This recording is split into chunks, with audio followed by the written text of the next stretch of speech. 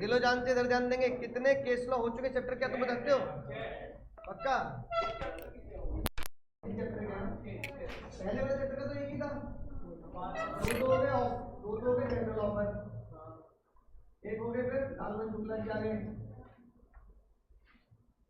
है ना? 7 हो गए, 3 हो गए भाई ये वाले, 2 जनरल ऑफर वाले, 3 हो गए invitation to offer, farmer society, Harvey versus Facey और एरन वर्सेस निकलते, 2 और 3 5। फिर आ गए हमारे शुक्ला जी जिन्हें ऑफर के बारे में पता ही नहीं था, फिर कहने लगे लाओ मेरे को ढूंढ के तो पैसे दो। कितने हो गए? 6। एक भाई भाभी जी वाले पेंटर बच्चे, नमस्ते करो भाभी जी को, ठीक है। इसी के साथ मैंने तुम्हें क्या पढ़ाया था?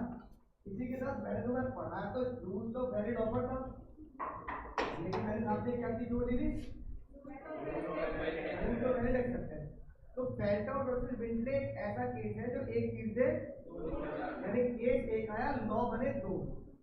एक बना rules of valid offer, offer must not contain the term non compliance of which amount to acceptance, और rules of valid offer acceptance में क्या बना? Acceptance must be communicated to the offer, ठीक है। इस केस का नाम याद रखो, पर याद रखना सिर्फ मेंटल डिटर्मिनेशन कभी भी वैलिड एक्सेप्टेंस नहीं होती कि तुमने दिमाग में तो हाथ रख दिया और जेब में रख लिया लेटर, ऐसा वैलिड नहीं होता, है ना? तो केस का नाम नोट लेना बेटा छोड़ सकते हैं, लेकिन फेल्टआउट वर्सेस विंटले को याद रखना पड़ेगा। तो टोटल कितने केस हो गए? 6। हालांकि बड़े 7 थे, पर टोटल कितने याद रखने हैं अभी तक चैप्टर के? कितने केस हो चुके हैं? 6।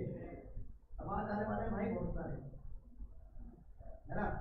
अब रूल्स ऑफ ऑफर का आखिरी रूल सुनेंगे ध्यान से। रूल ऑफ ऑफर का आखिरी रूल क्या कहता है, इस पे फोकस करेंगे सर। रूल्स ऑफ ऑफर में कह रहे हैं सर, अगर किसी को कोई भी बात, अगर मान लो किसी को कोई भी बात कुछ अलग कहनी है ना? मैं बहुत साल पहले एक ऐड आता था, बड़ा अजीब था। वो ऐड था, तुम क्या मतलब क्या होता था पुराने जमाने में, लोग इतना ऐसा करते थे। उसमें अंकल जी कह रहे हैं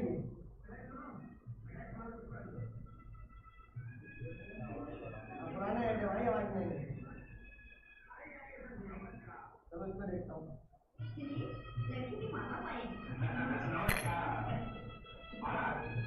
ठीक 8 बजे पहुंच, पर हम आपसे एक बात कहना तो भूल ही गए। घबराइए नहीं, हमें कुछ नहीं चाहिए। हम इतना चाहते हैं कि आप बारातियों का स्वागत पान पराग से कीजिए। पान पराग? हमें क्या मालूम आपकी पान पराग के शौकीन है। समझिए, अब इस ऐड को याद रखना, क्योंकि ये वाले ऐड की बात दोबारा ना दिखा के, पर इस ऐड की एक कॉन्सेप्ट में चैप्टर नंबर 7 में पढ़ाऊंगा कि पुराने जमाने में लीगली पान पराग पान मसाला इन सब के ऐड क्या होते थे?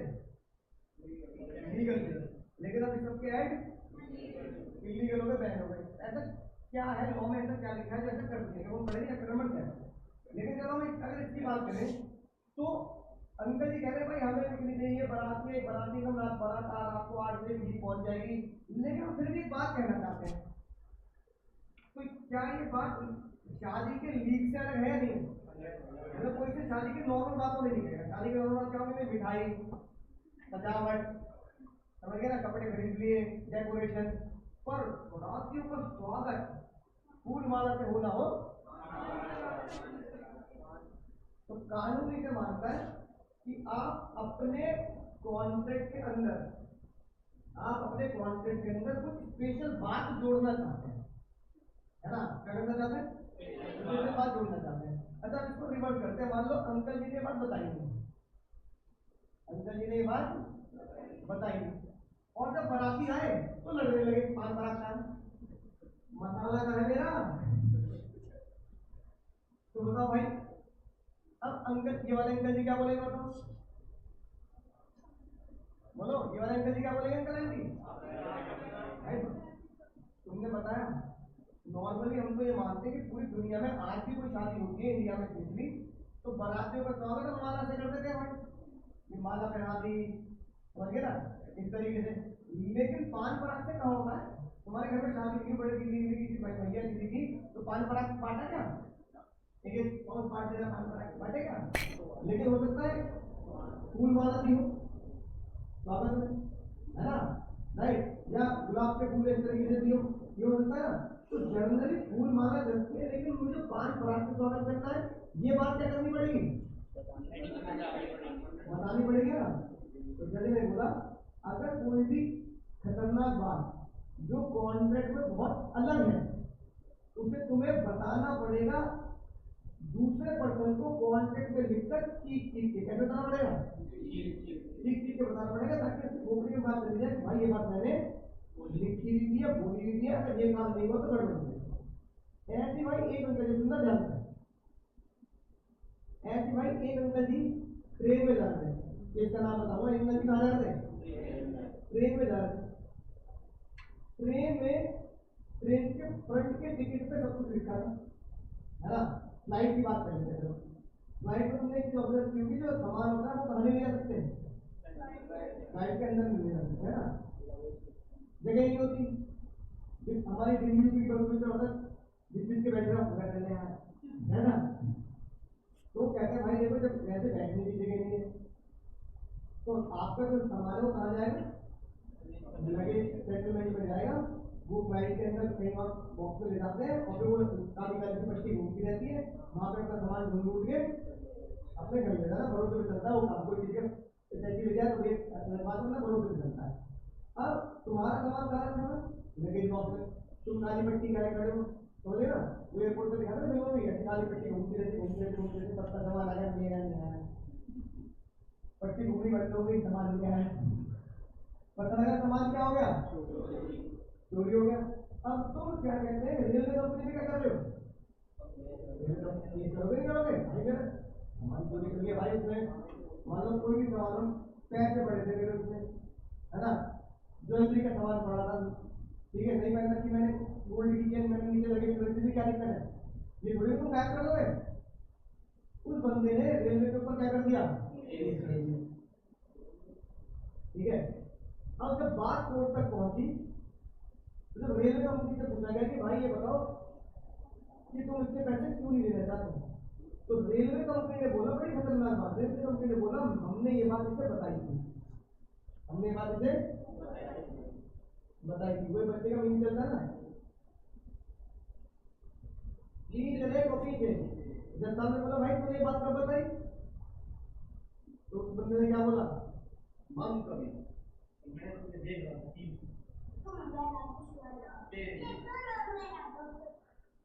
ठीक है, पता नहीं ऐसे बहुत मी मारे थे, मी मारे थे, पीछे देखो,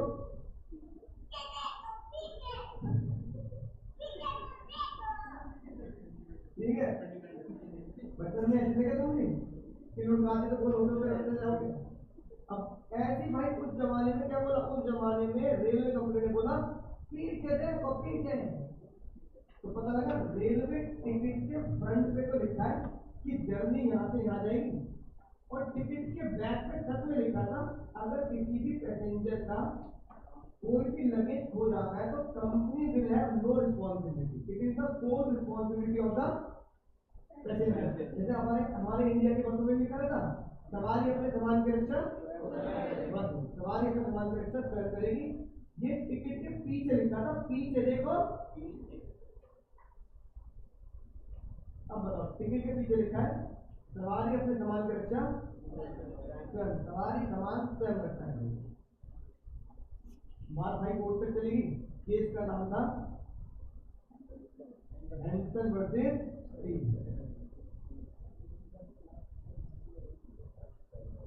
बोलो कौन जीतेगा? सवारी जीतेगी, रेल कंपनी, रेलवे कंपनी, क्यों कंपनी जीतेगी? कंपनी ने पहले कह दिया प्लीज, क्या कह दिया? कंपनी ने ये बोला कि हमने बंदे को बता तो दिया भाई टिकट पीछे तो पलट ले, है ना, राइट, बिल्कुल गलत जवाब, लगाओ काटे। ओ यार डॉक्टर वाटर वाला भूल गया मैं, मुझे मैसेज लगा था डॉक्टर वाटर नहीं आया हमारे भी हमारे ग्रुप में चलते हैं, कौन सी क्लास की बात, कोई क्लास की बात है ना भाई। मैंने तुमसे क्या बोला, जब बारातियों का स्वागत पान बहार से होगा, ये बात कैसे होनी चाहिए, पान बहार से होगा, सीख सीख के बोलोगे नहीं बोलोगे। तो जज ने बोला ये बात तुमने सीख सीख के बताई। कंपनी वाला कह रहा है सर सीख सीख के बताने का मतलब क्या होता है भाई, सीख सीख के बताने का मतलब खाली ये नहीं होता कि मुंह से बोलना है, नहीं, सीख सीख के बताने का मतलब होता है सबसे इंपॉर्टेंट जगह पर उस चीज को हाईलाइट करना, है ना। और वो इंपॉर्टेंट जगह क्या है जहां पे हाईलाइट होनी चाहिए बात, front of the ticket. Front of the ticket में या तो ये हाईलाइट करो जो आजकल की दुनिया में चलता है, स्टार लगा के। इस केस के बाद ये चलन शुरू हुआ है, हैंडल वर्सेस सीजन के बाद शुरू हुआ है चलन। टीएन बताता रहा हूँ, तुम तो टीएनसी अप्लाई, क्या टीएनसी अप्लाई, या फिर ऐसा लिखा था सी एट द बैक, नहीं तो तुमने सीख सीख के स्पेशल बात बताई कहा। और अगर तुमने सीख सीख के स्पेशल बात नहीं बताई तो उसमें ग्राहक की कोई गलती, तो ग्राहक जीतेगा, रेलवे कंपनी नहीं बात। तो इसका मतलब पहला नियम, स्पेशल टर्म का पहला नियम, यानी कि it should be highlighted. First rule is it should be highlighted. ये लिखी बात, x never look at the back. और उसने कहा कि भाई तुमने पीछे लिखी मत, मैं तो पढ़ा लिखी लिखी पीछे। जज ने बोला X entitled to claim the compensation because there was no indication, यानी कि there is no highlighting on the face of the ticket to draw the attention at the back of the ticket। इस ticket के पीछे आपको पढ़ना चाहिए, ऐसी कोई अटेंशन फ्रंट पेज पर नहीं दी गई। इसलिए आपको पहला नियम मानना पड़ेगा कि special terms and condition must be highlighted. ठीक है, अगला केस देखते हैं। अगला केस पीटर पार्कर को जानती हो, पीटर पार्कर जाले देखने वाला है ना, जाले देखने वाला। तो भाई पीटर पार्कर आया, वैसे तो उसे ट्रेन में जाने की जरूरत नहीं थी, लेकिन फिर भी वो किस ट्रेन में बैठा, एसटी रेल में, किसमें बैठा। इस बार एसटी रेल वालों ने ये केस पढ़ रखा है और उन्होंने बिल्कुल फ्रंट पे लिखा पीछे देखो, पीछे लिखा ना, पीछे देखो पीछे। अब ग्राहक ने पीछे देखा नहीं देखा इस बात का कोई मतलब नहीं है, उसने अपना सामान लगेज बॉक्स में डाल दिया और टिकट के पीछे लिखा था तुम्हारा कितने रुपए का सामान हो, हम तो बस $10 देंगे। कितने डॉलर देंगे? अब जिस पीटर का जब सामान खोया तो वो कहने लगा मेरा सामान $24 का था, $24 दे। कितने मिलेंगे? उसने क्या लिखा था? ठीक है, धन्यवाद। दोनों के समझ रहे हो, एक केस ग्राहक की था, एक केस कंपनी की। दोनों का लॉजिक में समझा गया, दोनों का एक ही लॉजिक है, special terms and condition must be highlighted on the front of the ticket, यानी it is highlighted to the next person, है ना। जिसे मैं कह रहा हूँ हिंदी में सीख सीख के बतानी है बात, लिखना भी तो ऐसे लिखना है कि भाई मैंने बहुत बात लिख रखी है। धन्यवाद। अगली बात है, अब भाई आखिरकार तुम घूमने गए, तुमने ऐसी इन सब दिक्कतों के बाद घूमने तुम पहुंच गए। अब घूमने के बाद तुमने बोला भाई बहुत तेज भूख लग रही है, होटल पहुंचने से पहले रास्ते में कहीं खाना खा लेते हैं, होता ना कई बार रास्ते में खाना खा लेते हैं, होटल तो पहुंच ही जाएंगे। तुम भाई रेस्टोरेंट में रुके, रेस्टोरेंट के बहुत ही बढ़िया सा मेन्यू था, तड़कता भड़कता चाइनीज रेस्टोरेंट था, लाल लाल का कपड़ा था। तुमने कहा यार चाइनीज खाएंगे, कोई बात नहीं। अब उनके फ्रंट पे लिखा था कुछ ऐसी बात है,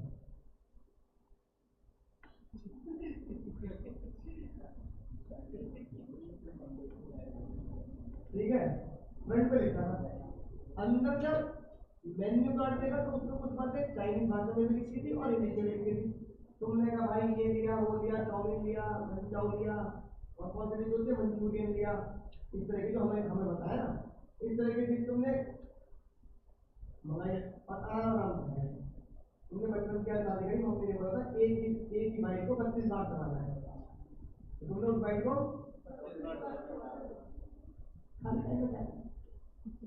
अब वहां पर जब बिल आया तो बिल में लिखा था, तुमने ध्यान से, सर आपने 2000 रुपए का भोजन कर लिया है, मल्टीप्लाई बाय 2 आपको देने हैं 4000। हम तो इसी वाले, हम तो बात आपने जैसे चैप्टर पहले निकाले तो क्या करना है, मल्टीप्लाई बाय 2 का मतलब क्या होता है, यार मल्टीप्लाई बाय 2 का मतलब क्या होता है, पीछे देखो पीछे, इसका क्या मतलब पीछे देखो पीछे, देखो ना फ्रंट पे क्या रखा है, फ्रंट के ऊपर सब कुछ लिखा हुआ, जहाँ आपका मेन्यू है उस पर भी मैंने लिख रखा है, हर जगह मैंने ये लाल लाल कलर का हाईलाइट कर रखा है ना। अब इसका मतलब ये है कि अगर आपने हमारे रेस्टोरेंट में 1 घंटे से ज्यादा खाना खाया, घर में कितनी देर में खा लेते हो, 10 मिनट 5 मिनट, और यहाँ बैठे तो 2 घंटे हैं, हल्का में यही चल रहा है, बैठना ठीक है भाई, तुमने कहा भाई फिर तो हर 1 घंटे के मल्टीप्लाई बाय 2, फिर अगला घंटा मल्टीप्लाई बाय x होगा भाई। तुमने कहा भाई ये अजीब से वहां से निकाल दी, तो ये तो कहीं नहीं होता, नहीं था हमारा होता, हमारा बहुत इंटरेस्टेड है, वो देखो बाहर लोग मीटिंग में लगे, आप 1 घंटे ज्यादा कौन खाना खाता, अगला आप 2 घंटे बैठे और आपको 2000 रुपये देने पड़ेंगे, बात चलेगी कोर्ट में, कौन जीतेगा, तुम जीतोगे या रेस्टोरेंट वाले जीतेंगे, हम जीतेंगे, ऐसे जीतेंगे पैसे, बिल्कुल गलत है भाई। भगवान ने 2 घुटने दिए, 2 घुटने दिए ऊपर वाले ने, 1 घुटना रिजर्व करता है लॉ के लिए, 1 घुटना बाकी 3 घुटने के लिए, समझ में आई बात, हम नहीं जीतेंगे, बताओ क्यों, कन्वेंशन बात नहीं,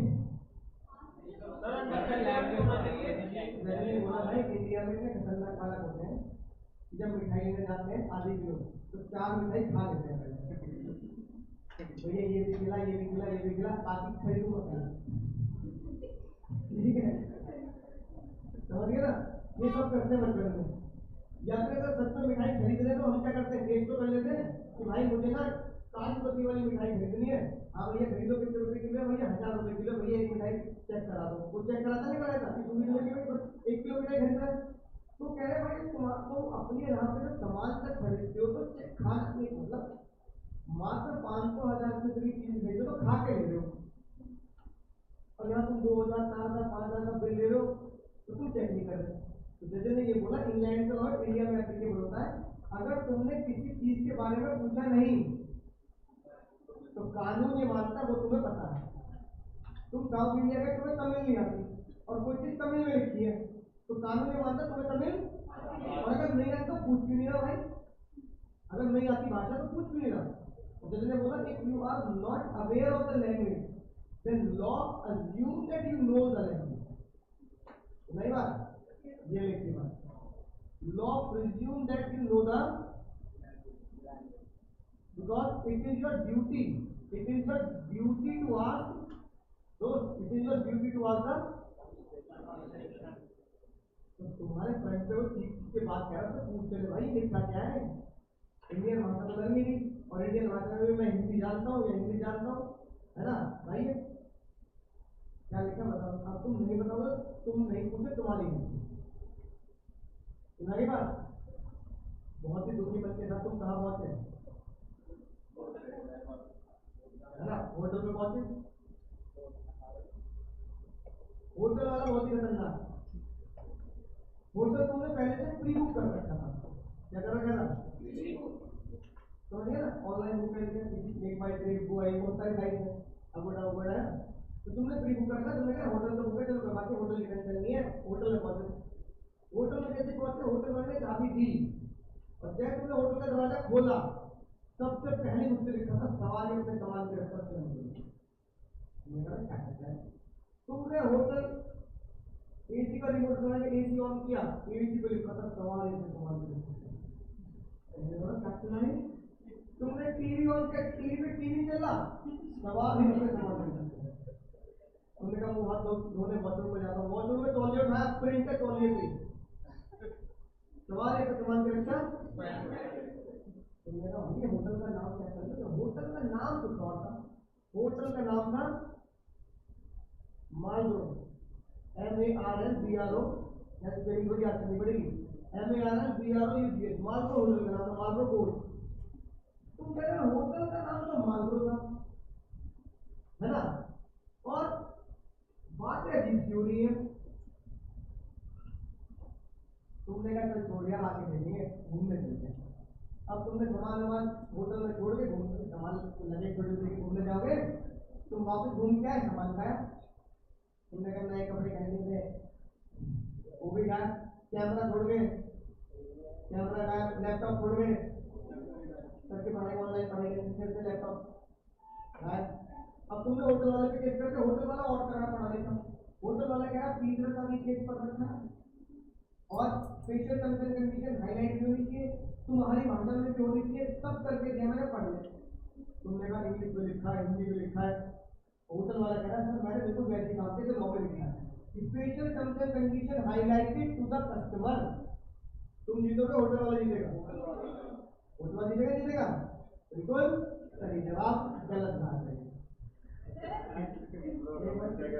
भाई कल मोड कैसा बोला ना समझता, ताकि मैं पंखे पे लटक सकूं। सर आपने तो कहा था हाईलाइट सब जगह तो होटल वाले जल्दी दीवाना जज बेकार मैं यार कम से कम लड़ाई को तुम तो कम से कम इस बात का सही से जवाब देते थे, किसी होटल में कभी गए हो घूमने, जैसे अट्टा मार्केट तक घूम के वापस आए हो, कभी तो गए हो घूमने।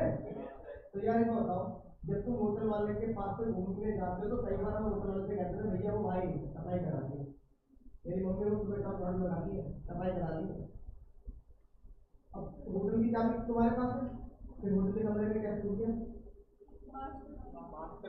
दो चाबी होती है, कभी लोग बोलते हैं हाउस कीपिंग वाले को बोल देना, तुमने चाबी किसको किसको बोल दी, तो फिर तुमने सफाई कर दी, साफ कर, तुमने लगेज साफ कर दिया, तुमने तो कहा सफाई करती हो, करते सफाई सफाई नई बात। अब ये बात तो जनरल होती है। अगली बात, अब जज ने जो डिसीजन दिया वो ये दिया कि special terms and condition highlight होनी चाहिए, और होटल वाले ने हाईलाइट भी करी, लेकिन तुम खुद अपने दिल से पूछे तुम्हें कब पता होनी चाहिए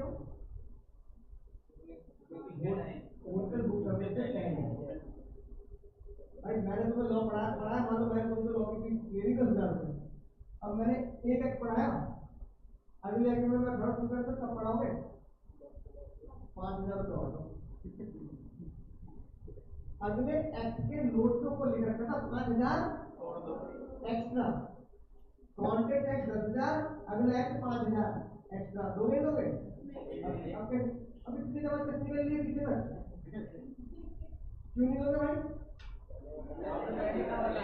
ये तो केस है जो तुम बोल रहे हो, ये तो केस है, पहले कहाँ बताया? पहले या तो ये कहते हैं कि भैया 10,000 रुपए इस एक्ट के, 5,000 रुपए अगले एक्ट के, तो बात समझ में हमें पता होता है कि 15,000 की बोलनी है घर वालों को नौकरी, पहले कौन बताएगा? तो ये बताओ, होटल में जब मैं जा रहा हूँ तुम कह रहे हो सवाल इस्तेमाल के एक्शन क्लेम करेगी, तो ये बात पहले कौन बताएगा? अगर पहले पता होती तो होटल बुक कर लेते क्या? जैसे नहीं बोला केस का नाम कौन जीता, ग्राहक या होटल? ग्राहक जीता, और गाना गाया इंडिया का ओले ओले ओले, ग्राहक का नाम ही क्या था? ओले ओले गाने की तरह याद करना, सुना होगा ना गाना 90s का ओले ओले। ओले वर्सेस वेल्सब्रो कोर्ट लिमिटेड में ये फैसला आया कि special terms and condition highlight होनी चाहिए, but before the time of contract enter into, contract को एंटर करने से पहले आपको ग्राहक को बताना है। मैं आपको कॉन्ट्रैक्ट से पहले बताऊंगा कि भैया अगले एक्टिविटीज अलग दी जाएगी बाद में, अब नहीं बोलो 1 2 3, तीसरा केस आखिरी क्लास है, चौथे केस पे आते हैं। अब भाई मतलब किसी बच्चे की शादी होगी क्या? अच्छा 21 का इंतजार कर रहे हो, सालों की बच्चे है कि क्या? अब मान लो कोई बच्चा कह रहा था मुझे पढ़ाई वाले से कोई मतलब नहीं है, मैं तो 21 की उम्र में शादी कर लूंगा, ठीक है? अब 21 की उम्र में शादी करनी है तो बालक, अब मान लो जो दुल्हन है उसने बोला लड़की ने कि लहंगा सिलवाया मैंने मनीष मल्होत्रा से, जॉली एलवी से, मनीष मल्होत्रा ने बोला लहंगा सिलूंगा 50,000 तो 20 लाख का, 50 लाख का तो 20 लाख। अब वो कहते हैं कि 20 लाख का लहंगा है तो चल कोई बात नहीं, थोड़े से पैसे ड्राई क्लीन में थे। अब वो लहंगा ड्राई क्लीन वाले को क्या कर दिया गया, डिलीवर कर दिया गया। अब ड्राई क्लीन वाले ने जब पर्ची बनाई तो पर्ची पे ये लिख रखा था अगर तुम्हारा कोई भी सामान हो गया मुझसे तो मैं ड्राई क्लीन के बिल का 10 गुना पे कर दूंगा। पता लगा लहंगा ड्राई क्लीन करने के उसने बोले 500 रुपये, 500 इंटू 10, पर भैया दीदी का वो आस पड़ोस का क्या था, है ना, आस पड़ोस का ड्राइविंग वाला था, जहाँ नॉर्मली कपड़े देते, है ना, नॉर्मली कपड़े देते तो वही देते ना कपड़े को, जैसे घर वाले देते होंगे, है ना। जिस भी ड्राइविंग वाले कपड़े देते हैं वो कई सालों से वही चल रहा है। अब तुमने कहा पता नहीं क्या बात लेकर के भैया ने, चलो ठीक है भैया तो अपनी कपड़े चाहिए, कोई बात नहीं, लहंगा कर दे बोले गायब। अब वो कह रहे भाई लहंगा गायब हो गया है, 5,000 रुपये ले लो, केस रखा था। तुमने कहा भैया क्या बात करो, 5,000 रुपये 20 लाख का लहंगा है वो, तुमने गुस्सा नहीं करो, 20 लाख का लहंगा है, तुमने बिल दिखा दिया, बिल देख लिया, ऑनलाइन पे किया, है ना, लीगल बिल पे किया। अब वो कह रहा धीरे देखो 20 लाख का हो 50 लाख का हो, अब तो गया 5,000 ले रहे तो ले लो, मर गया तुम्हारी, अरे तुमने केस कर दिया। अब बताओ भाई राइटिंग वाला जीतेगा तुम जीतोगे, होश में बोल रहे ना, होश में तुम जीतोगे। पहले तो अरे पहले बता रही थी, पढ़ती पहले ही दी है। ड्राइविंग वाले ने बोला, special terms and condition highlight, Peter Parker special terms and condition highlight, you must know the language, लिखा हुआ है इंग्लिश में, लिखा हुआ है, अंग्रेजी लोग हैं तो इंग्लिश में लिखा हुआ है, हिंदी में लिख दिया। तीसरा एज पर ओले ओले गाना गाते हुए पहले बताना है, दीदी पहले पर्ची, लहंगा तुम्हारे सामने है, पर्ची तुम्हारे सामने बता रहा हूँ, पर्ची लेके जाना, पर्ची में कुछ पसंद आया तो लहंगा उठा के देना। लेकिन तुमने गरीब वाले भैया का सम्मान करते हुए तुमने वो पर्ची उठाई, पढ़ी, फिर भी कुछ कहानी गरीब वाले भैया को तुमने गायब कर दी, क्योंकि पहली बार जिंदगी में उनके पास इतना महंगा लहंगा है। तुमने कहा 20 लाख का लहंगा, मनी क्लोथ पे टैग लगा है, कम से कम 5 लाख का तो किसी को चिपकाई देंगे, 5,000 तो 1 लाख का तो बिक जाएगा, तो 1 लाख रुपए की चीज बिक जाएगी, 5,000 तो देगा। अंकल जी ने वो लहंगा गायब कर दिया। अंकल जी कहे तीनों बात सीख लो, हाईलाइट किए और कॉन्ट्रैक्ट से पहले बताया दूसरों चीज। जी क्या बोली, जी कुछ नहीं बोले, रोने लगी, सारी बातें सही है लेकिन फिर भी रोऊंगी, तो कौन जीता, ड्राइविंग वाला जीता नहीं, तो भी खाली रोने की वजह नहीं, इस वजह से कि special terms and condition highlight होनी चाहिए, पहले होनी चाहिए, रीजनेबल लैंग्वेज में होनी चाहिए, पर उसका जो अमाउंट है वो क्या होना चाहिए, रीजनेबल होना चाहिए। क्या होना चाहिए, तो ड्राइविंग वाले भैया ने बोला रीजनेबल क्या होता है, जब साहब ने बोला तुम पर्ची पे ये लिखना कि अगर 20 लाख का तुम्हारी जो भी बिलिंग होगी ना, तुमको बिलिंग संभाल के रखना, तुम्हारे कपड़े की जो भी बिलिंग होगी और वो कपड़ा मुझसे जल गया खो गया तो मैं तुम्हें तुम्हारी बिलिंग का 80% दे दूंगा। अब बताओ अगर वहां लिखा हो 80%, 80% का मतलब हो गया तो 16 लाख, 16 लाख की लाइबिलिटी को अपने ऊपर लेने के लिए क्या समझे लेगा, तो उसे बहुत संभाल के रखेगा, अगली बात। लेकिन मैं लिखूं कितना 10%, अरे तुझे 2,20,00,000 की चीज, जज ने बोला स्पेशल टर्म्स एंड कंडीशन सब कुछ ठीक है लेकिन वो क्या होनी चाहिए, रीजनेबल। अगर वो अनरीजनेबल है तो फिर वो अपोज टू पब्लिक पॉलिसी, यानी कि देश की सोच के खिलाफ। पब्लिक पॉलिसी मतलब देश कहता है कि यार हमारे दो लोग कहते हैं हमारे देश के कि यार ये गलत चीज है ना बात। तो 4 केस बने पॉइंट नंबर 7 पे। पहला एंसन वर्सेस कीर्तन, जाले देखने वाला पार्कर, गाना गाते हुए ओले ओले, और चौथा lady by driving versus women show. ठीक है, याद हो गए। अब मुझे बताओ तुमने रूल्स ऑफ एक्सेप्ट और रूल्स ऑफ ऑफर कितने पढ़े, 7 पढ़ लिए, 7 इतना। अब इसका लिखते हैं चीट कोड। अगर एग्जाम में आ गया direct right the rules of valid offer, तो 6 या 7 नंबर दिया है, लेंदी है ना प्रोसेस, समय के सारे मत ना बंदा फिर पेपर 7 नंबर के देना है, इसमें एक-एक लिखना है। हाँ, एक-एक पॉइंट लॉ और एक-एक केस का लिखना है। और केस लॉ में जो डिसीजन लिखते हैं ना एक लाइन पूरे केस को डिफाइन नहीं करना। सलमान ने बोला रानी से सुन, दिल चाहता है ऑफर, जो ऑफर कोड है ना, दिल चाहता है ऑफर। क्या बोला? सुन, दिल चाहता है। ऐसे क्या बनेगा?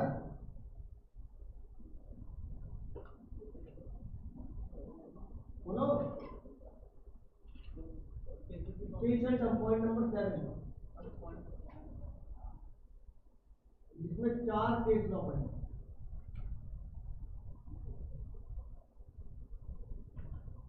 ठीक है, यू से क्या बन सकता है?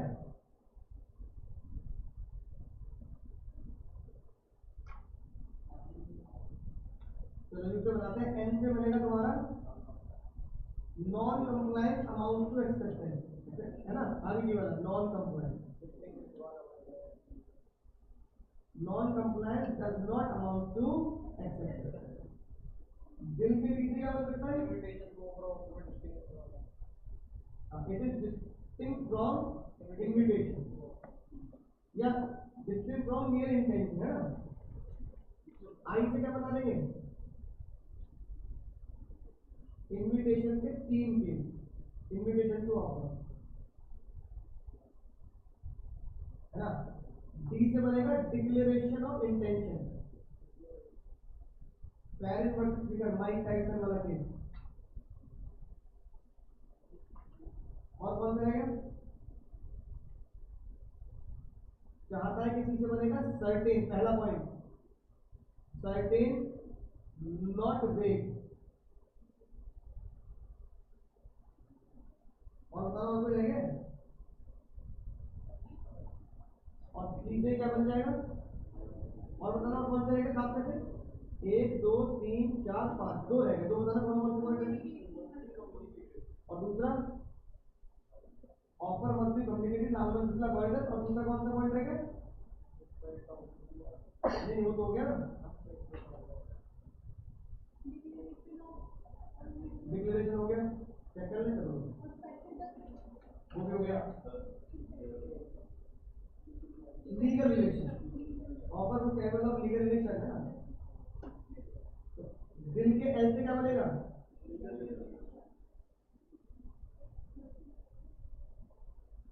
और एक कौन सा रहेगा? Offer must be communicated to the offeree Lalman Shukla versus Gauri. तो सी से बना देंगे ऑफर मस्ट बी एक केस लो। तो देखो स्पेशल टर्म के 4 केस लो, नॉन कंप्लायंट, है ना? एक केस लो कौन सा? पेरिस वर्सेस बिंगले, याद आ गई बात? भाई भूल बन जाए ना। Non compliant Paris versus Bingley, declaration of intention Paris versus speaker, एक केस लो। माइक टाइसन वाला जो एग्जांपल बताया था, इनविटेशन टू ऑफर के बाबू 3 case low. Pharmaceutical society of great Britain versus booth can क्या है? हार्वी वर्सेस केसी, एंडरसन वर्सेस हैरिस वर्सेस निकल। Legal rule, है ना? लीगल रिलेशन, इसमें तो बात पर अपनी बात पर लिख देना है। और सर्टेन नॉट वेग, सर्टेन होना चाहिए, हवाई बातें नहीं होनी चाहिए। इंडिया वर्सेस सहूलत,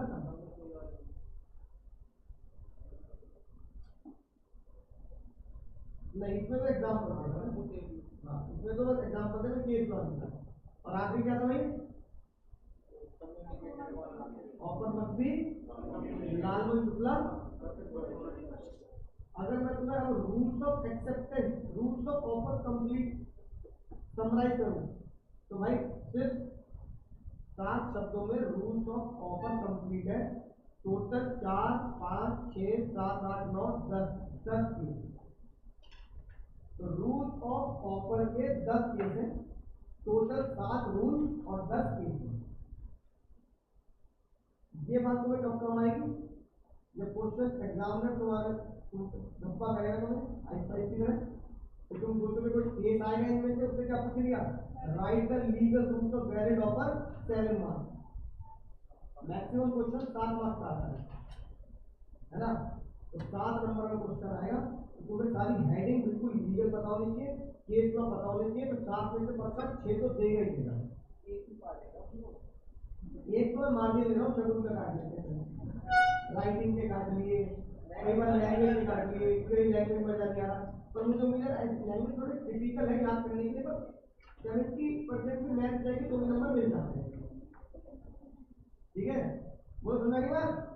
ये हमने क्या पढ़ लिया, रूल्स ऑफ ऑफर। अब हमें क्या पढ़ना है सर, पहले एक्सेप्टेंस और रूल्स ऑफ एक्सेप्टेंस। तो एक्सेप्टेंस की डेफिनेशन बिल्कुल आसान है। अब एक्सेप्टेंस की डेफिनेशन पे इमेजिन करो, तो मैंने उसमें आपको क्लिप दिखाई थी, सलमान खान जा रहे, सलमान खान ने बोला रानी मुझसे शादी करोगी, रानी दौड़ती हंसती भागती नहीं आ रही, बोल रही स्टूपिड। एक्सेप्टेंस है। फिर रानी ने अगली बात ये बोली कि हमारे जो बच्चे होंगे तो आंखें तुम्हारे ऊपर होंगी, बाल मेरे जैसे होंगे, नाक तुम्हारे जैसी होगी, गाल मेरे जैसे होंगे। एक्सेप्टेंस है। जैसा हम लोग फालतू बातें मत करो, इंडिया की तरह है ना, कि गाल मेरे ऊपर और नाक मेरे ऊपर, बाल मेरे ऊपर, समझ ना बात। जैसे ने बोला हाँ या ना बोल, समझ बात, हाँ या, अगर हाँ या ना के अलावा ये सब फालतू बातें चलनी है ना, सर बाल मेरे जैसे और नाक मेरे जैसे, ये सब फालतू बातें चलनी है, तो ये एक्सेप्टेंस नहीं। तो हमने बोला जनता अपने एक्सेप्टेंस क्या होगी, रानी तो ऐसे कहकर उन्होंने हम तो बात मान ली, हमें तो पिक्चर में दोनों की शादी करवा दी थी एंड में। अरे वो पिक्चर देखी तो सलमान खान और रानी की शादी हो जाती है, लेकिन रानी ने कभी हाजिर किया होता, ये बात बोली होती कि बच्चों के नाक तुम्हारे जैसे, बच्चों के बाल मेरे जैसे। फिर जज ने बोला इसलिए तो लॉ बनाना जरूरी होता है, क्योंकि भाई फिल्मी बातों से कभी भी लीगल कॉन्ट्रैक्ट, लीगल रिलेशन नहीं बनते। जज ने बोला भाई जब भी किसी से हाथ बढ़ाओ तो रानी को बोल देना क्या, तू भी बढ़ लिया था अबे हट। तो रानी को बताया गया as per section 2B proposal जो सलमान ने दिया था, किसका proposal is set to be accepted.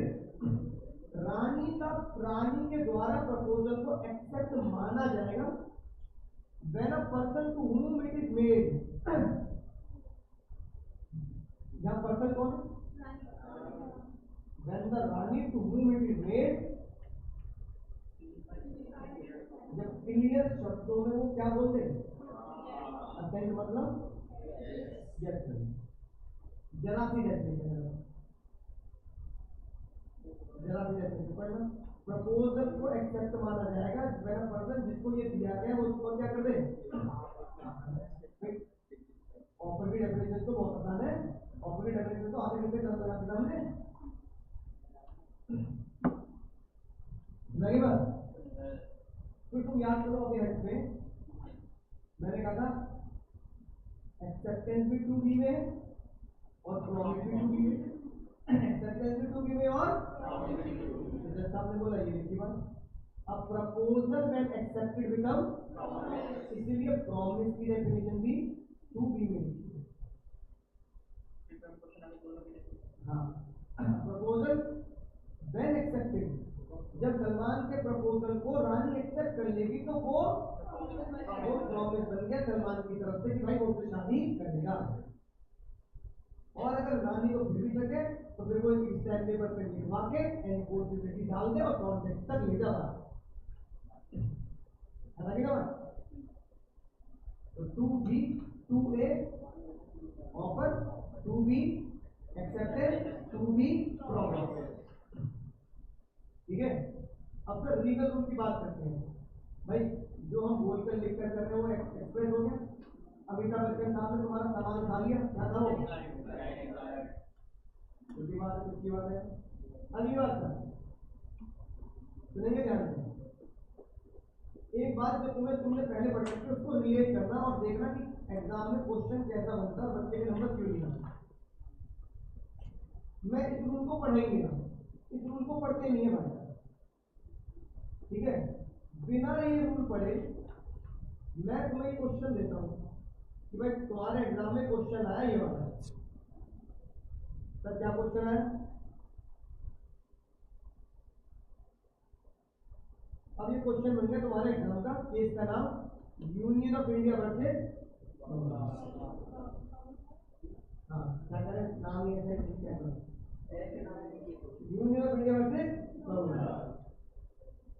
X ने ऑफर किया अपनी कार 1,00,000 रुपए है ना, वाई को गलती से लिख दिया, वाई आ जाए, वाई एग्री टू बाय 90,000। ये बात तुमने आज से पहले कहाँ पढ़ी, काउंटर ऑफर पढ़ी नहीं पढ़ी, काउंटर ऑफर क्या बोलते हैं, याद है मम्मी वाली बात, 1,050 ऑरिजिनल ऑफर में वो कर देना। अगर आप किसी भी ऑफर ओरिजिनल ऑफर में कोई भी वेरिएशन, मॉडिफिकेशन और क्वालिफिकेशन, याद है कि जब वेरिएशन, मॉडिफिकेशन, क्वालिफिकेशन डालते हैं ओरिजिनल ऑफर में, तो वो ओरिजिनल ऑफर होता है लेफ्ट, और आपने जो बोला वो नया ऑफर होगा। तो बच्चा लिखेगा सर एक्स का ओरिजिनल ऑफर था 1,00,000 रुपए का, वाई ने 90 डाल दिए, उसने वेरिएशन, मॉडिफिकेशन, क्वालिफिकेशन डाल दी, तो वाई का ये ऑफर क्या हो गया, काउंटर ऑफर हो गया, और एक्स का ऑफर क्या हो गया, 1,00,000 रुपए हो गए लेफ्ट, और काउंटर ऑफर में अब नया ऑफर आ गया 90 का। अब जो नया ऑफर आया 90 का, इसको क्या होगा, अब वाई क्या हो गया, ऑफर और एक्स हो गया काउंटर ऑफर से लिख देंगे, और काउंटर ऑफर की डेफिनेशन लिख दी, लेकिन नंबर मिलेंगे आगे, क्योंकि यही बात लीगल रूल्स में भी दे रही है। और जज ने बोला काउंटर ऑफर के साथ साथ एक लॉ और लिखना पड़ेगा, यानी एक चीज से, यानी क्वेश्चन एक आंसर दो, क्वेश्चन एक। अब इस क्वेश्चन का पहला आंसर क्या हुआ, काउंटर ऑफर, जो तुमने बिल्कुल सही दिया। इस क्वेश्चन का सेकंड आंसर क्या होगा, legal rule of valid acceptance का रूल नंबर 1, और दोनों एग्जाम में लिखेंगे तो नंबर मिलेंगे, वरना नहीं मिलेंगे। अब बात है कि सर लीगल रूल का रूल नंबर 1 क्या कहता है, रूल नंबर 1 कहता है रानी को कि दीदी जब सलमान खान ये बोल रहा है ना मुझसे शादी करोगी, तो इसमें कुछ भी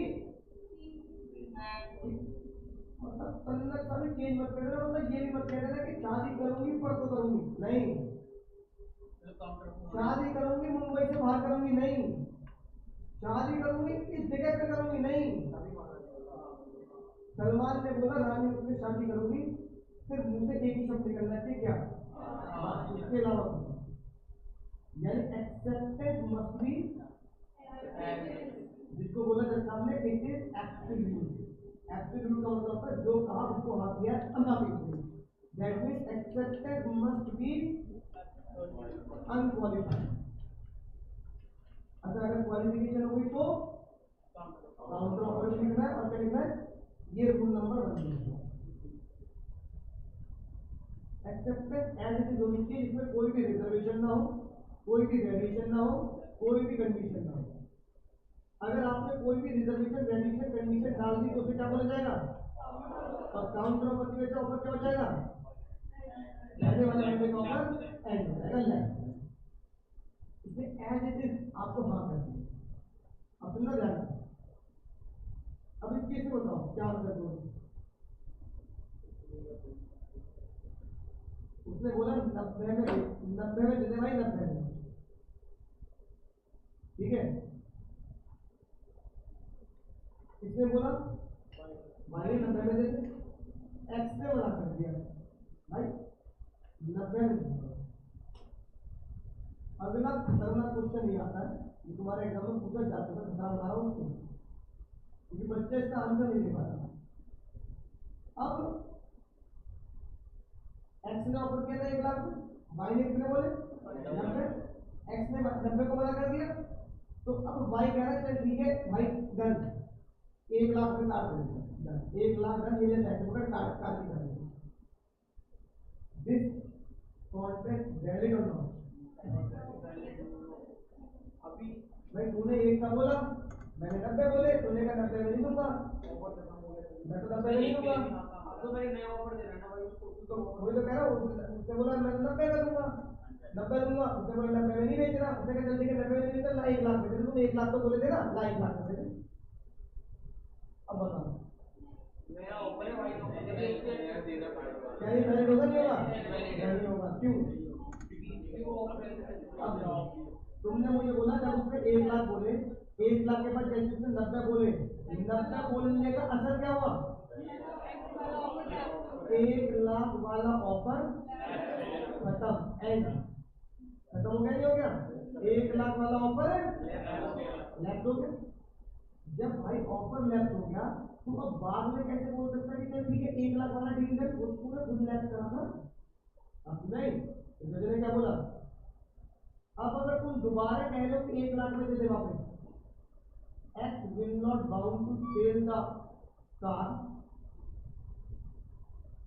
at rupees 1 lakh because Y counter of rupees 90,000 put an end to the original offer of X. समझे? जब तुमने 90 बोलकर उसका 1 लाख का ऑफर लैप कर दिया तो फिर तुम दोबारा नहीं बोल सकते। तो ठीक है 1 लाख वाली डील करते हैं, अब जब तुम उससे दोबारा 1 लाख बोल रहे हो ना तो तुम्हारे 1 लाख का नया ऑफर, यानी कि यहाँ पर भाई ने 2 ऑफर दे दिए।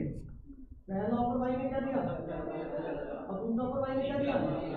जैसे ने माना 1 लाख वाला ऑफर जो पहले कर दिया था वो तुमने लैप्स करके तूने सामने वाले को 2 ऑफर दिए हैं, पहला दूसरा लंबा टैक्स बना करके।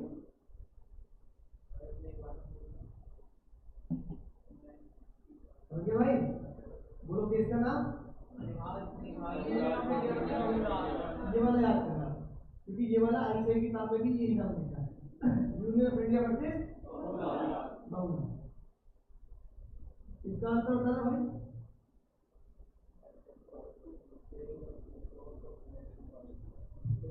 इसका आंसर भावन वर्सेस साधुला, नाम याद करना, इसका आंसर बता दो।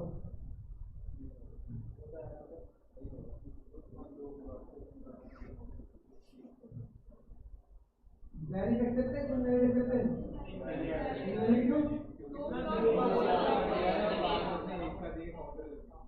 धीरे भाई मैच कर सकते हैं। अब तुम समझ रहे हो ऐसा नहीं क्या मल्टी जवाब देते हैं, मतलब समझने में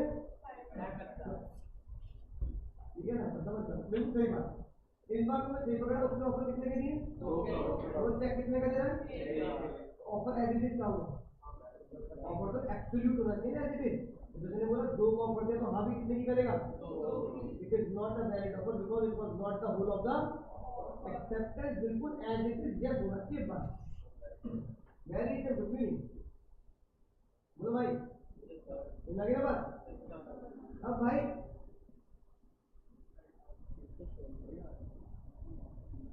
एक लड़के ने एक लड़की को प्रपोज किया, मुझसे शादी करोगी।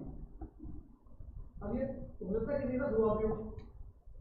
अब जिसने बोला मुझसे शादी करोगी, लड़की तो हाँ नहीं, लड़की तो कहे मैं समझा लूंगी, करेगी तू जाकर मैं समझा लूंगी,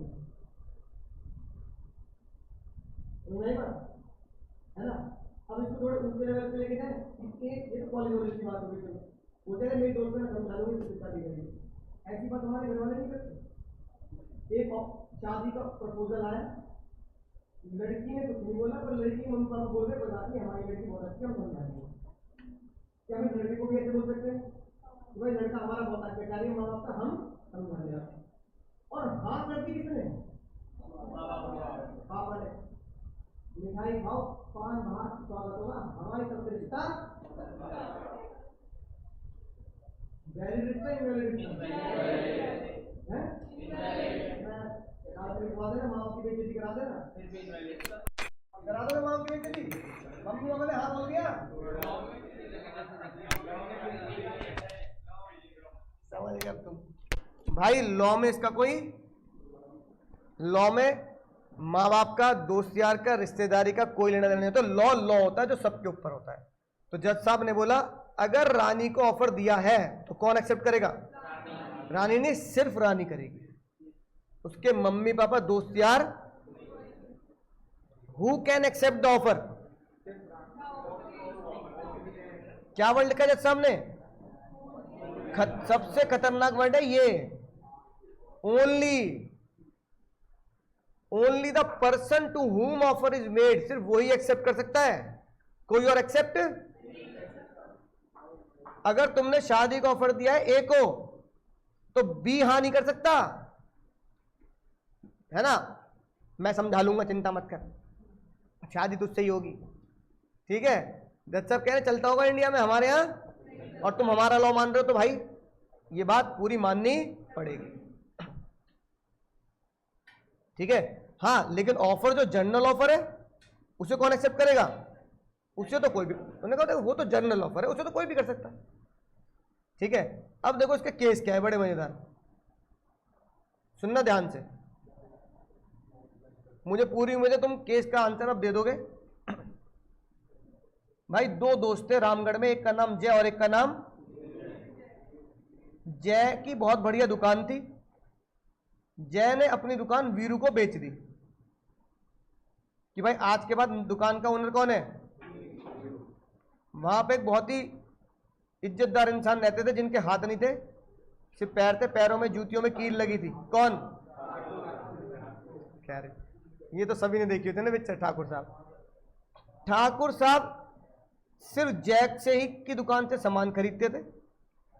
ठाकुर साहब ने अगले महीने का राशन जय को लिखा और बोला, जय, मतलब लिखवाया होगा यार, देख रहे हो, इससे मतलब नहीं है केस क्या हो रहा है। ठाकुर साहब को पैरों से लिखना आता, अंगूठे से, बस सुन मेरे बात। तो ठाकुर साहब ने एक लेटर बनाकर, चिट्ठी बनाकर सामान का पूरा लिखकर भेजा जय को कि जय भैया इस महीने का राशन ये, इतना आटा, इतना दाल, इतना चावल, दुनिया भर का सामान दे दिया, बहुत सारा। अब जैसे ये लेटर पहुंचा, लेकिन ये लेटर मिला किसको? वीरू कह रहा है यार कल ही दुकान ली और आज ही भाई इतना बड़ा ऑर्डर आ गया। वीरू ने बिना लेट किए ठाकुर साहब के घर पे फ्री होम डिलीवरी करा दी। ठाकुर साहब आपने कल सामान भेजा था ना, अरे दुकान पर नहीं, ठाकुर साहब मैं खुद डिलीवर करूंगा। ठाकुर साहब ने मना कर दिया, मैं नहीं ले रहा तुझसे। तू कौन? मैं नहीं ले रहा। वीरू गुस्सा गया, वीरू कह रहा ठाकुर साहब सामान पैक किया आपके लिए, बनाया सामान, यहां तक लेके आया ट्रैवल करके, और आप कह रहे हो कि भैया तुझसे ही लूंगा, तू कौन है? अरे मैं दुकान का मालिक, मैं दुकान का मालिक जिसकी दुकान पे तुमने ऑर्डर भेजा है। ठाकुर साहब को सामान लेना पड़ेगा, लेना पड़ेगा? क्यों बोलो? कुछ बच्चे कह रहे लेना पड़ेगा, कौन कह रहे लेना पड़ेगा? बिल्कुल। केस जज साहब ने फिर भी एक ही शब्द से सॉल्व किया। किससे? एक शब्द से केस सॉल्व।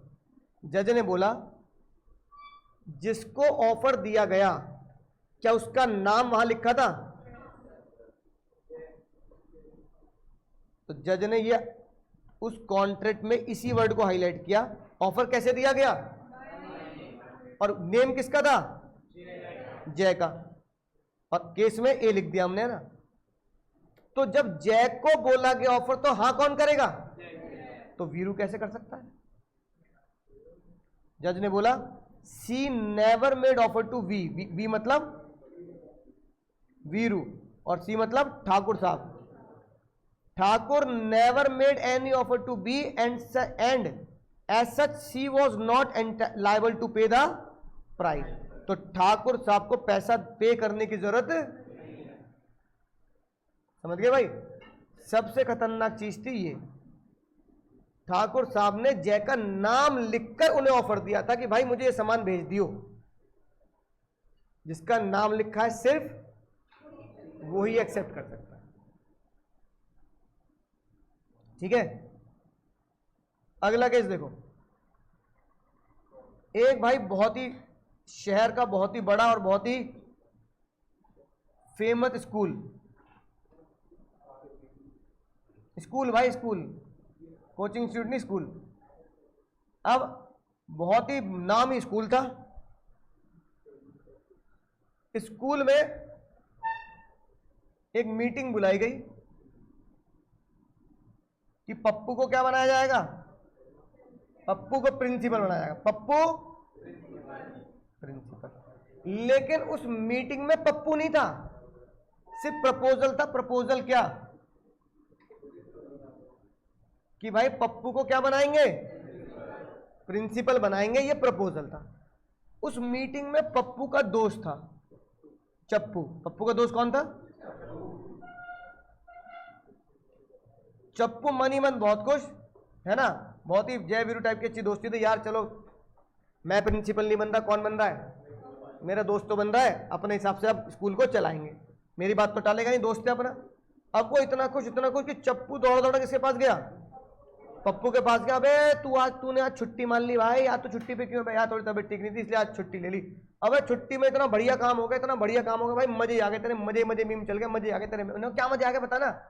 कह रहा अब तक तो तू क्या था, क्लास टीचर था ना भाई, तेरा सीधा प्रमोशन, तुझे क्या बना दिया, स्कूल की कमेटी इतना खुश है तेरे काम से, तुझे क्या बना दिया भाई, तुझे प्रिंसिपल बना दिया, पार्टी बनती है उनने भाई, पार्टी दावत कर दी उनने, भंडारा कर दिया। जब वो स्कूल पहुंचा और प्रिंसिपल, जब नए सेशन के प्रिंसिपल की गद्दी सौंपने वाले थे, हमारे नए प्रिंसिपल है टप्पू। अब पता लगा भाई, पप्पू ने कहा भाई, चप्पू और पप्पू दोनों परेशान, हैरान परेशान, भाई क्या हो गया भाई, प्रिंसिपल पप्पू को बनना था, चप्पू बेचारा परेशान है भाई, ये क्या हो गया, रातों रात कौन बन गया, टप्पू बन गया, टप्पू सेना, टप्पू बन गया। भाई ये बात दिल पे तो लगेगी। पप्पू ने क्या कर दिया,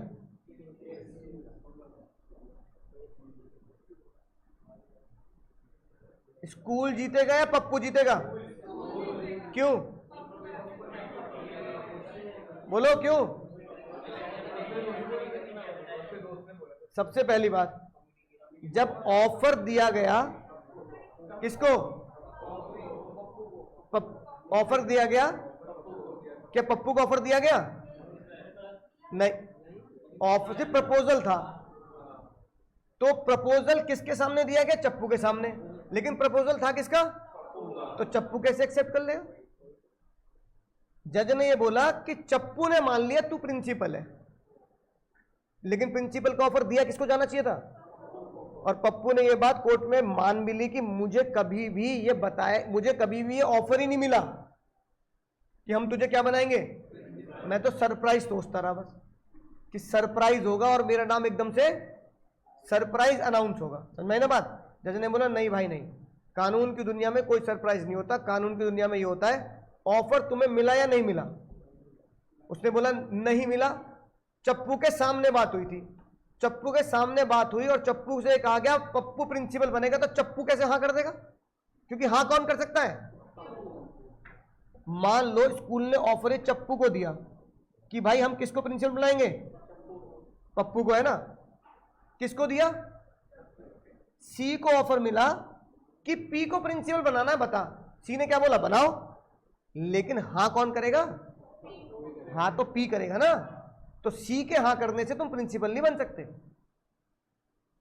पी से पॉवेल, पी से बाबू, और ली उस स्कूल की कमेटी का हेड, इसलिए केस का नाम बना पॉवेल वर्सेस ली। केस का नाम क्या बना, पॉवेल वर्सेस ली। क्या लिखा है, सीधा हमें डिसीजन याद करना है, ये वही है जो मैंने तुम्हें भी डायग्राम बना के बताया कि बाद में पप्पू को बना कर दिया प्रिंसिपल बनाने से, पप्पू ने केस कर दिया। मुद्दा है ये, court held that in absence of communication of offer, किसको, कमेटी के द्वारा, किसको, पप्पू को, है ही नहीं, तो देयर इज नो, और साथ के साथ जब ऑफर पप्पू के लिए था तो उसका दोस्त चप्पू से accept, and also Chappu can not accept offer on behalf of P. Chappu अगर कमेटी का मेंबर है तो वो कमेटी में ये नहीं बोल सकता बहुत बढ़िया किया भाई, हमें तो पसंद है, पप्पू को बना दो प्रिंसिपल, कोई और एक्सेप्ट नहीं कर सकता।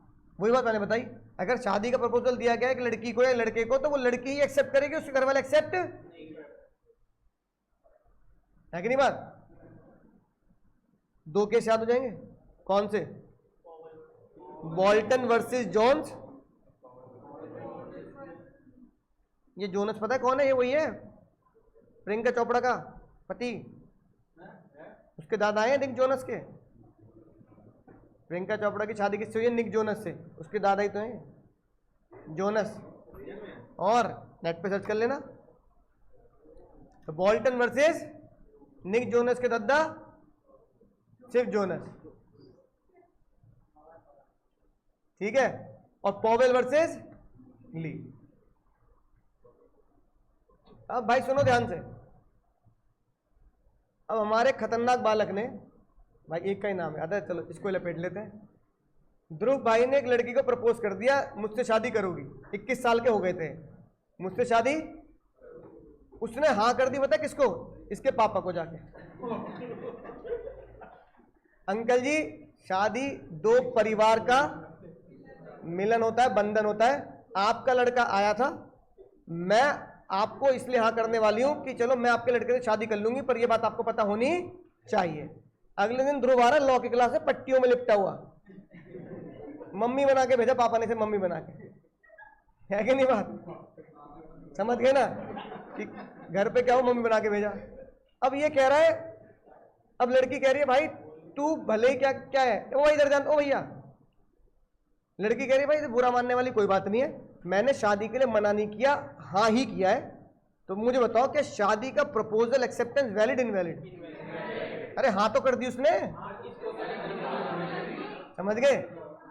अब तुम समझ गए भाई, कोई समझे ना समझे, ध्रुव तो समझ ही गया ना। एक्सेप्टेंस टू हुम भाई, एक्सेप्टेंस टू हुम, फिर से बोल रहे हो, गलत बोल रहे हो, only offeror, acceptance to whom,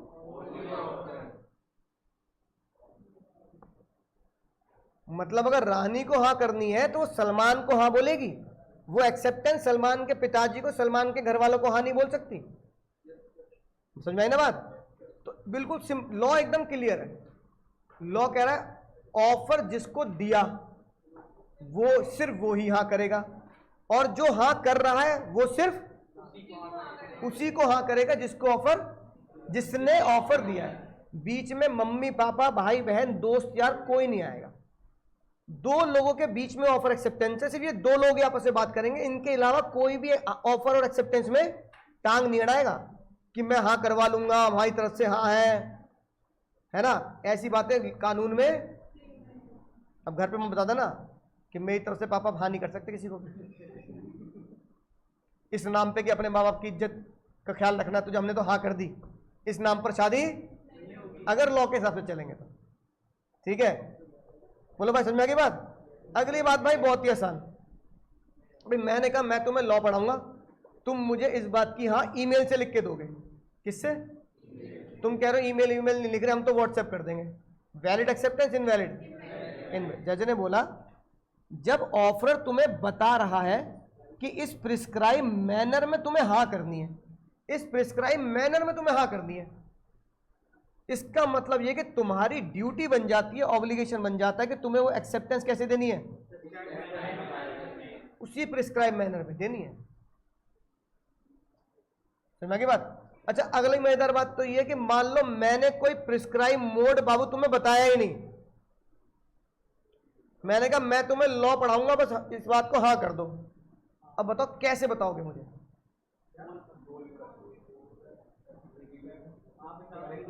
तो ऐसे किस बात, किस तरीके से मैं हाँ करूं कि लॉ कहते भाई वैलिड एक्सेप्टेंस? बोलो।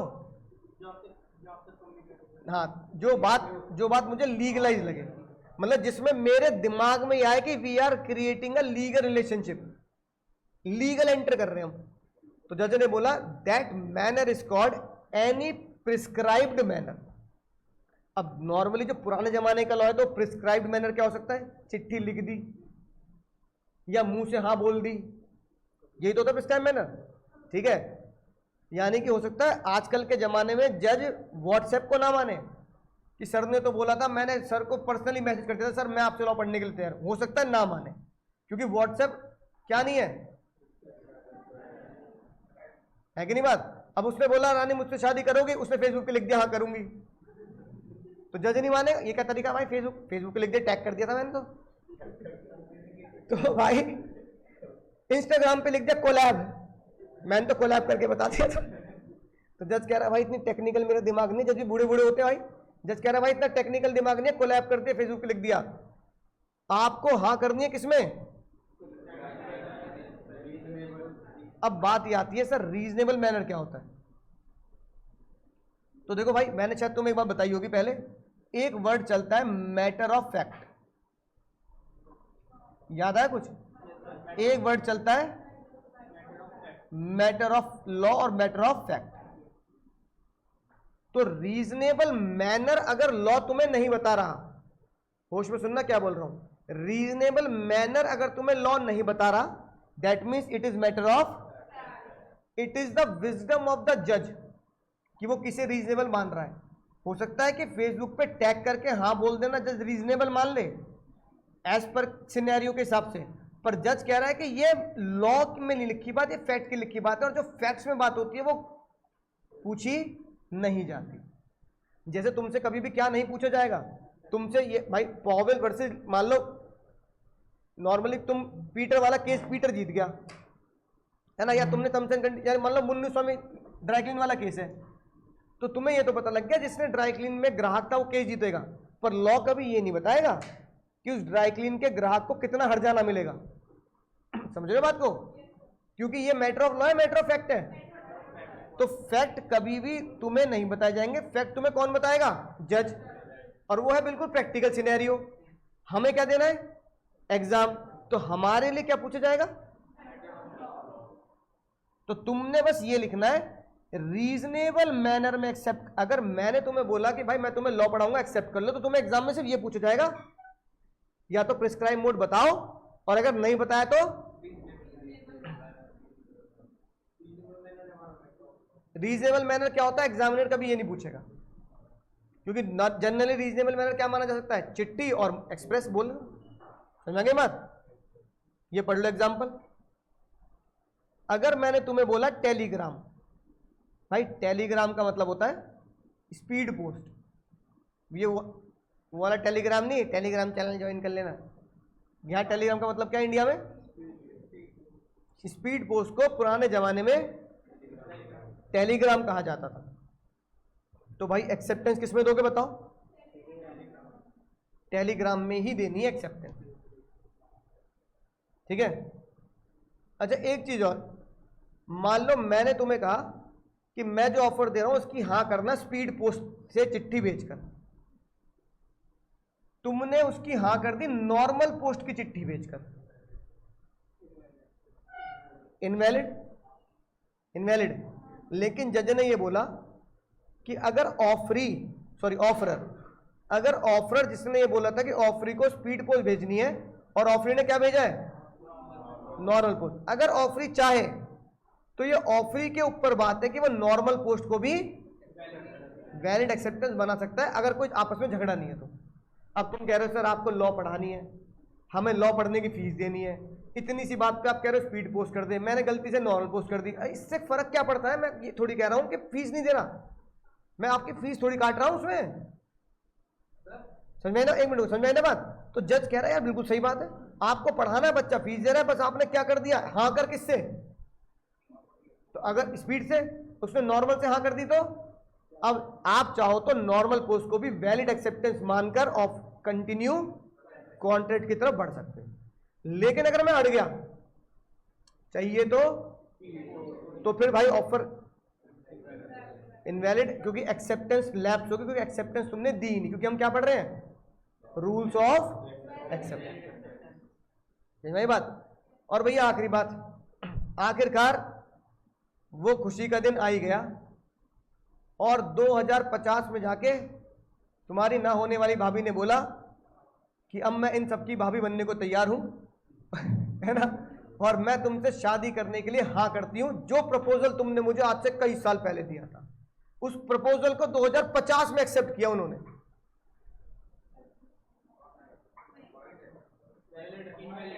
मैंने ऑफर दिया, उन्होंने 2050 में एक्सेप्टेंस दी। Valid acceptance invalid?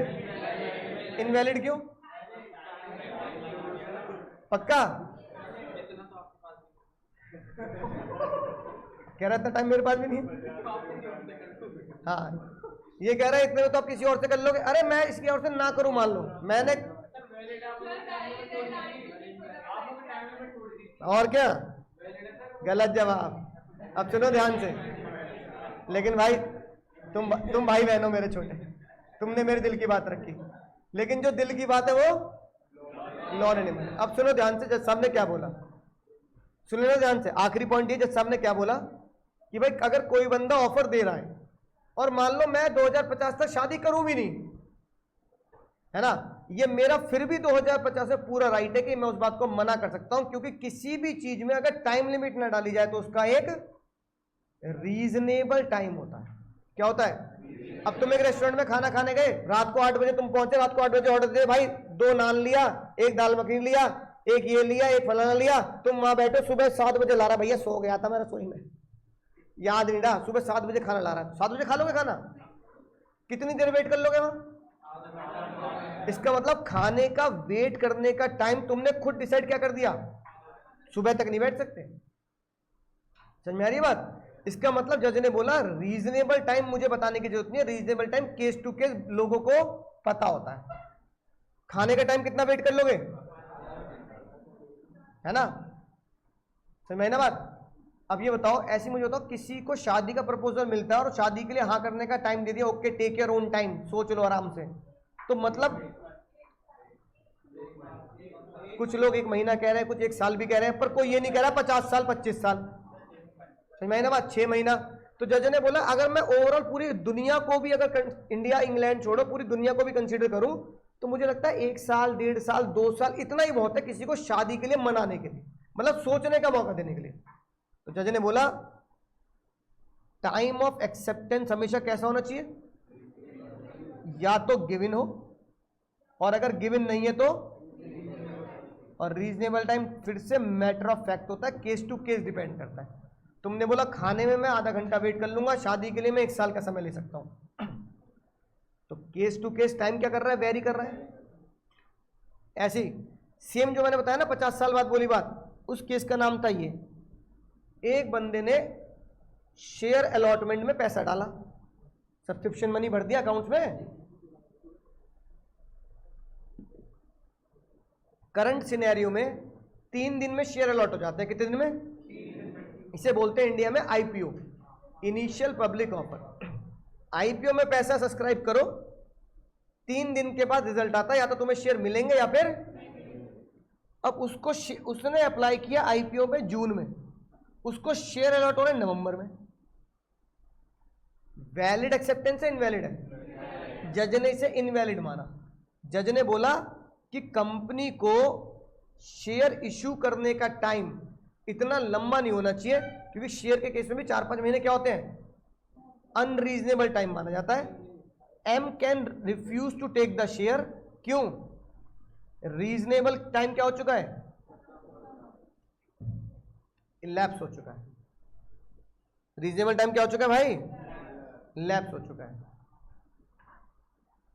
समझ रहे हो बात को? और आखिरी बात बताने की है ही नहीं,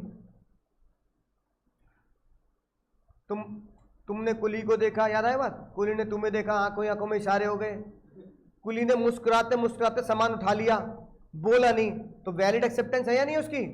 तो जज ने बोला इसी को तो बोलते हैं implied acceptance, acceptance by conduct, क्योंकि इंप्लाइड की डेफिनेशन ही क्या है, inferred at the conduct of party. है कि नहीं बात? बोलो समझ गए सर?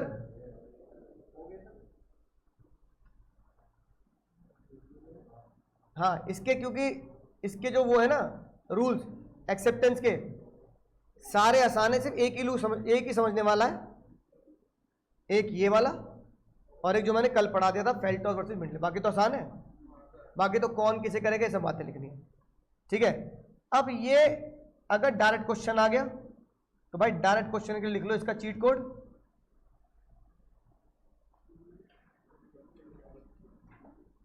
मैंने बोला जज साहब बिल्कुल क्लियर बता देना कौन किसे एक्सेप्ट, इसका मतलब एक्सेप्टेंस का तो रूल ही हो गया, मतलब एक्सेप्टेंस का चीट कोड हो गया। बोलो भाई, कौन किसे एक्सेप्ट, किसका चीट कोड है ये? रूल्स ऑफ एक्सेप्टेंस का तो चीट कोड हो गया, है ना? और ऑफर का रूल का चीट कोड क्या था? सुन, दिल चाहता है ऑफर, तो इसका मतलब वो ऑफर का चीट कोड है। लिंक कर पा रहे हो? समझो कितना दिमाग लगाना पड़ता है कि बच्चे को बता रहे कि वो किस चीज का चीट कोड है ना। तो इसमें मुझे बहुत टाइम लगा कि एक्सेप्टेंस का कोड ही क्या बना दिया, एक्सेप्टेंस। कौन मतलब who can accept, who can accept, only offer can accept. किसे मतलब हुम, मियर लिख सकते हैं। हुम मतलब किसे एक्सेप्टेंस देनी है, ओनली टू ऑफरर। किसको देनी है, कौन देगा, ओनली ऑफरी। ए से बनेगा हमारा absolute and unqualified, point number 1 absolute. C से बनेगा हमारा communicated, Felthouse versus Bindley. Absolute unqualified case 1 Union of India versus Bahulal, Felthouse versus Bindley. C से बनेगा हमारा अगले एक्सेप्टेंस बाय कंडक्ट, कुली। ई से बनेगा बाबू एक्सप्रेस,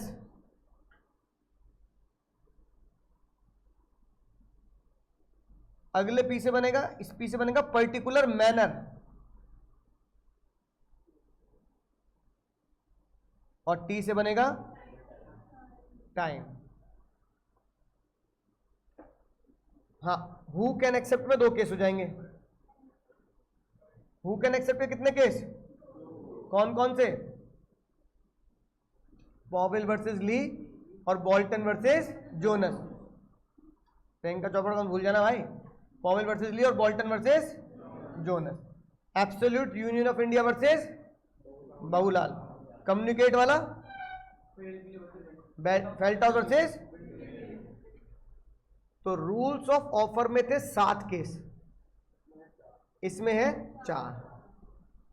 टोटल केस कितने हो गए हमारे इसके, 7 और 4 2 हो गए जर्नल ऑफर के। 13 केस पढ़ चुके तुम अभी 2-3 क्लास में। अब उनको याद कैसे करना है, समझ गए ना। जैसे मैं क्या लिखूंगा भाई, जब मुझे अपनी केस लॉ का अगर कोई मुझे है ना डेटा बनाया तो क्या लिखूंगा, general offer, case law, carbolic smoke ball, anyone can accept the term if fulfilling the terms of the offer. ठीक है ना, वो मैम बताएंगे ना, मिल समझ में बात। जैसे हमने आज पढ़ा पार्कर वर्सेस एसी रेल, तो उसका रिजल्ट क्या लिखना है, special terms and condition if highlighted, तो उतना ही हर जाना मिलेगा जितना हाईलाइट किया था, $10। अगर मुझे लिखना है मुन्नू स्वामी, लिली वाइट वर्सेस मुन्नू स्वामी, तो यहां मैं लिखूंगा लिली वाइट वर्सेस मुन्नू स्वामी, और क्या लिखना पड़ेगा, special terms and conditions amount should be reasonable. समझ गए, ओले ओले ओले, अगर मुझे ओले ओले गाना गाना है तो special terms and condition highlighted before entering the contract, before. तो इस तरीके से मेरा 1 पेज या 2 पेज पे पूरे चैप्टर के केस लॉज मुझे याद हो जाएंगे। अब मान लो टोटल 15 केस लॉ हुए, तो मैं इस बात की पूरी उम्मीद करता हूं 15 में से 7 तो याद हो जाने चाहिए। कि सर आपने 15 याद कराए थे, मुझे एग्जाम में 7 याद है, बस 7 याद है वो भी बहुत है। बस मजेदार बात यह कि उस 7 में से वो क्वेश्चन निकल जाए बस, कि यार मुझे पता है पॉवेल वर्सेस ली किसमें बताया था सर ने। रुक जाओ, अभी ट्रेन स्टेशन नहीं आया भाई, आज का होमवर्क तो लिख लो।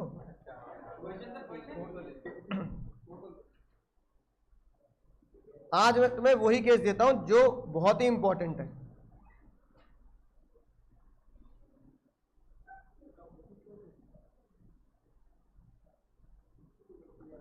समझ गए भाई।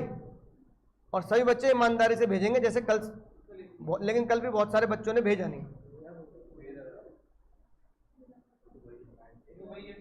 कौन सा लिखवा दिया,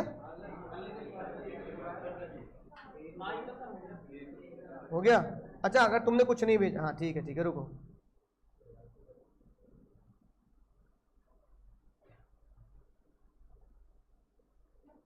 नहीं तो रिपीट हो गया था ना ये वाला। चलो मैं खुद देता हूँ, है ना, वो मैं क्वेश्चन खुद तुम्हें देता हूँ, लिखना जरा। हाँ, एक ही लाइन का क्वेश्चन है लेकिन आंसर बैठेगा एक पेज का।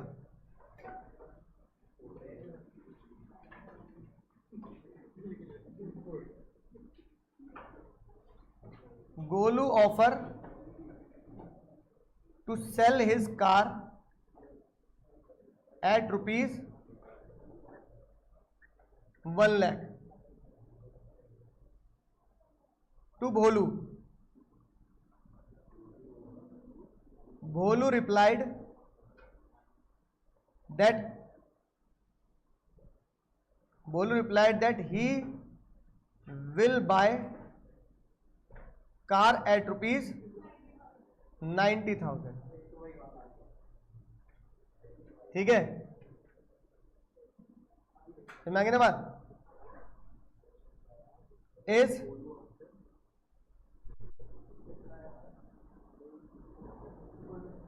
और गोलू ने इस बात को मना कर दिया, Golu denied. Explain the legal consequences of the case. Golu ने कहा भाई मैं नहीं दे रहा। समझ में आ गई बात? समझिए केस कौन सा है? Union of India versus Babulal. कितने आंसर देने? दो। एक देना है रूल नंबर एक्सेप्टेंस का रूल नंबर 1 और दूसरा आंसर देना है काउंटर ऑफर, और फिर केस बताना है union of India versus Babulal, फिर एनालिसिस, फिर कंक्लूजन। समझ गए? तो भाई ये क्वेश्चन तुम्हें राइटिंग प्रैक्टिस ग्रुप पे लिखकर भेजना है। चलो भाई tata bye bye, take care. Photo खींच लो भाई, फोटो खींच।